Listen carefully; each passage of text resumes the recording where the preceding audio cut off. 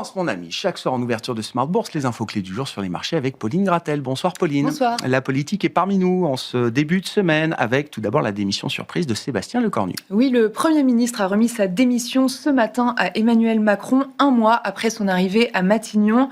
Le gouvernement Lecornu présenté hier soir était déjà vivement critiqué et il n'aura duré que 14 heures. Dans ce contexte, le CAC 47 du terrain, les banques sont en première ligne, on y revient, et les rendements français se tendent. Oui, le 10 ans français qui se tend d'une dizaine de points de base. Oui, il flirte avec les 3,60% et le rendement à 30 ans se tend aussi au-delà de 4,40%. Le spread de la France est au plus haut depuis 10 mois, jusqu'à 89 points de base avec le rendement allemand à 10 ans qui évolue entre 2,70 et 2,75%. À noter que l'euro se déprécie légèrement, ramenant l'euro-dollar sous 1,17. Le CAC 40 a réussi à réduire un peu ses pertes au cours de la séance. On cède quand même plus de 1% cette fin de journée. Le CAC qui aura cédé quasiment 2% au pire de la séance aujourd'hui. Oui, il a donc réduit un peu ses pertes et évolue autour de 8000 points. Le CAC 40 est lesté donc par les banques. Société Générale plonge de 6% au cours de la séance. Crédit Agricole et BNP autour de 5%. Les autres indices en Europe évoluent globalement autour de l'équilibre.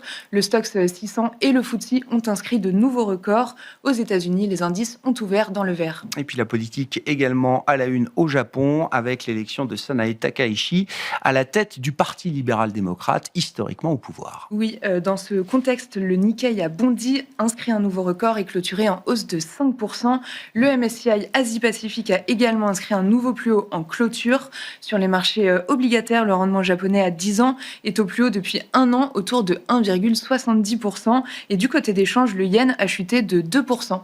Dans ce contexte, peu de raisons de voir la dynamique de l'or et du bitcoin se modifier. Les deux actifs sont encore en hausse. Oui, l'or continue de grimper et l'once se traite autour de 3 950 $ aujourd'hui.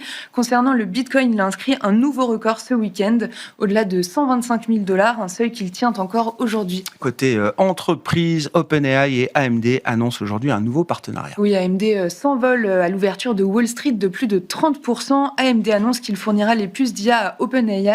La start-up entre au capital de AMD à hauteur de 10%.